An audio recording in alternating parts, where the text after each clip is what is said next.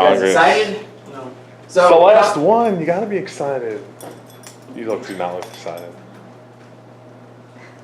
Nobody looks excited.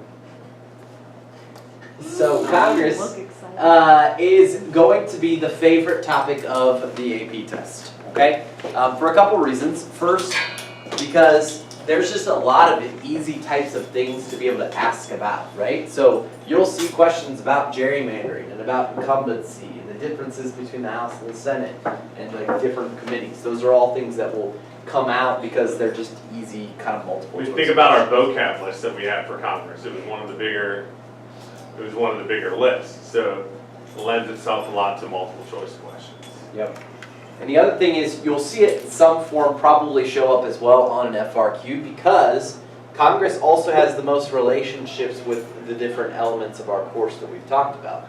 So we could talk about significant relationships with the different branches of the government as well as pretty much every linkage institution, okay? We talk about the president, it's like, yeah, he has a relationship with Congress and the courts and the media maybe, but that's not too much with these other things, okay? Congress, though, hits on every cylinder. So I would expect to see Congress integrated in some sort of FRQ.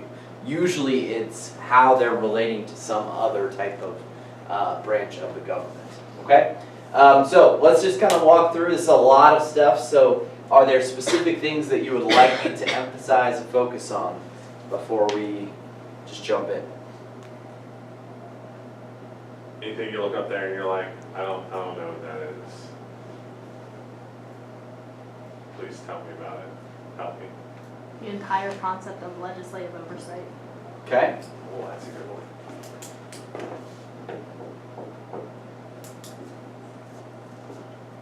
Nothing else?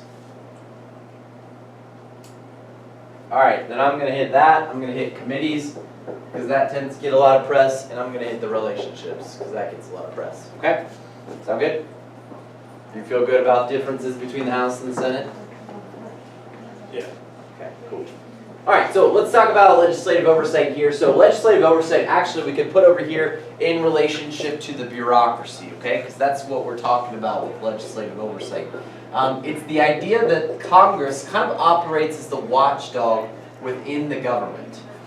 Alright? So if you think about, we traditionally associate the watchdog with which group? Judicial.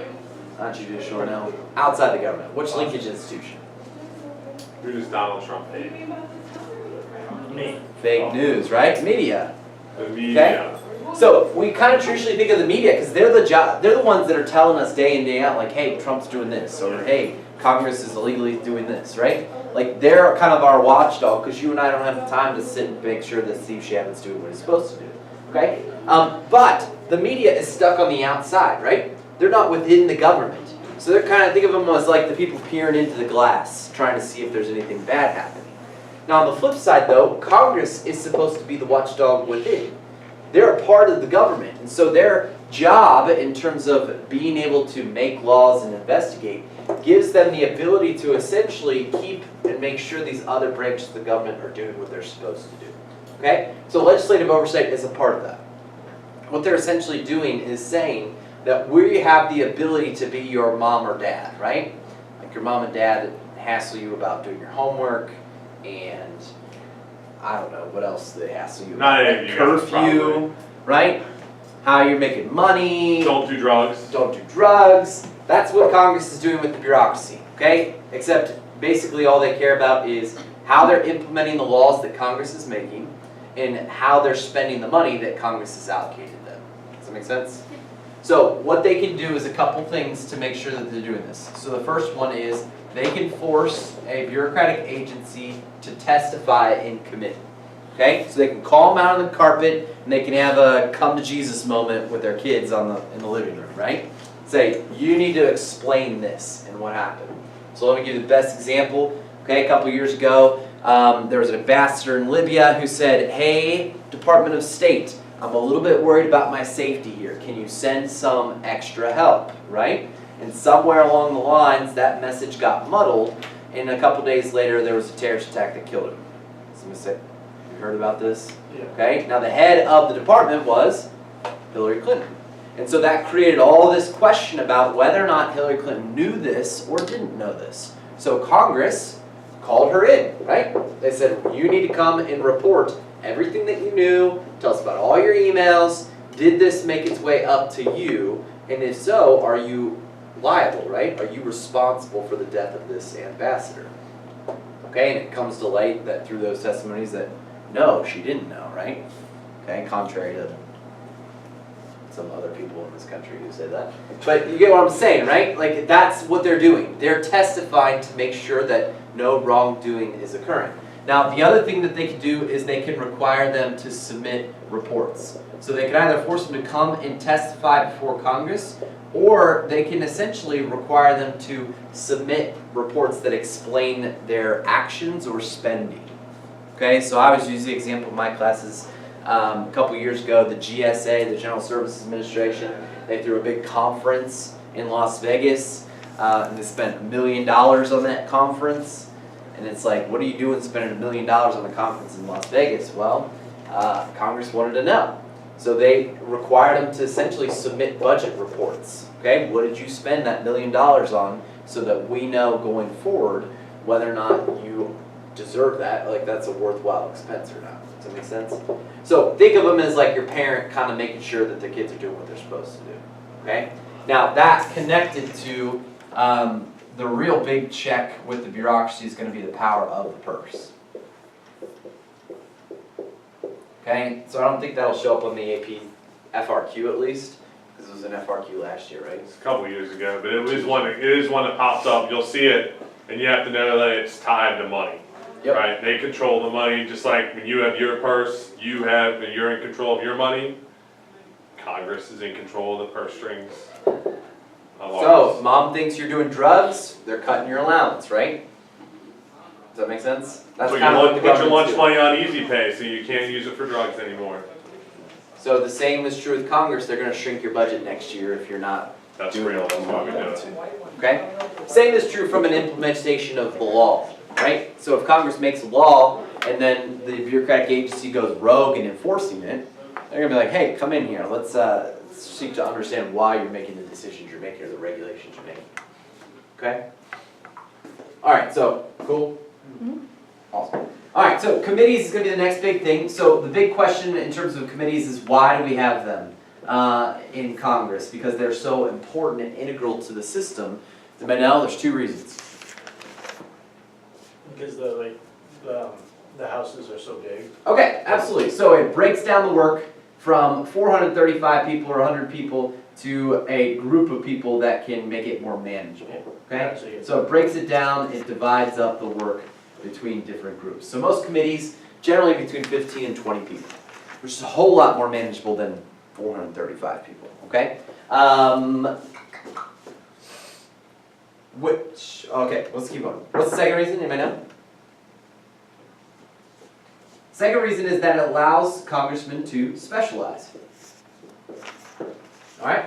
So specialization is really important because our government deals with laws from all over the place, right? I mean, think about every major subject area. Okay, if you're a congressman, that's a lot to keep up with. So what they do is they allow you to kind of specialize into one specific topic by being on one committee where you do the real work, okay? I mean, imagine like you guys take like 7 bells a day and you go from math to government to history to science to English, right? Like imagine if you just took 7 bells of government all day. I know you'd be miserable, but you get really good at it, right? That's kind of the idea behind a congressman. It gives them the chance to specialize. So most congressmen sit on anywhere from 2 to 3 committees. Okay, and that's kind of becomes their wheelhouse. All right? Now, the next piece that you need to know is the different types. So there's 4 different types of committees that exist in Congress. The first one, which is the most common one, is called a standing committee. And the standing committee means that it's what? Permanent. Okay? So permanent standing. If you're standing, you're there. You're planted in. That's what the standing committee is designed to kind of do. Okay, there's 20 of them in the House, and then there's 15 in the Senate. Why is there a different number between the two? Size is a big one, absolutely, okay? You're also going to see that not every committee is the same in the House as in the Senate. So for example, a unique committee in the House would be the Rules Committee, right? Remember, because of their debate, okay? They are especially powerful because they get to hear every bill, because they're establishing the parameters for debate. Okay, standing committees for the Senate, you have kind of your standard ones like Budget Committee, Appropriations, things. But you also have like the Judiciary Committee. And the reason they have one is because they have the power to confirm judges. Okay? So they're going to be a little bit unique and different, but the House has more because there's more people in them. Alright? These are permanent committees. They're always going to be there. They never change. Now the second one is select committees. And a select committee is different in that it is not permanent but temporary. Okay? So when you talk about temporary committees, they kind of group together to investigate something that happened or to learn more about something, and then once they've served their purpose, they fold. Okay, so I always use the example in my classes of the 9/11 report, right? Okay, 9/11 happened, they're like, oh my gosh, what happened? We need to figure this out. Did we fail in our government? And so they produced the 9/11 report, investigated, and then they fold. Okay, we just folded up a temporary select committee on global warming to investigate, like, what are the effects of this, and do we need to start making some drastic changes in regards to global warming stuff, okay? So there's select committees that are happening all the time, but the key is that they don't stick around. Nobody's like still on the 9/11 committee investigating. They're done. Yes? Now, who decides if they get closed? Generally, most select committees are tasked with a specific function, and most of the time it's some sort of report. Okay. So once they produce the report, it ends, okay? Nobody, I mean, the average American does not read them, but they'll learn the news story that tells us about them as they come to them. Can I leave this on your desk? Yes, absolutely. Cool. All right, third one is called a joint committee. It's called joint because what? It brings two groups together. A joint committee is made up of both House of Representatives and Senators, okay? Now, a joint committee is a more general term. It's designed for really complex issues. So remember in our bill into law, yes? Yeah, I just had a question. I was gonna email you about it, but can I just actually email you with a question? Yep. Or swing in We're in tomorrow. the middle of the session, sorry. Okay, you're good. Okay, see ya. So joint committees tend to deal with really complex issues, because you have to remember bills go through the House and then they have to go through the Senate, and that creates kind of two different versions that can get wildly different, especially on really technical pieces of legislation. So think of tax bills.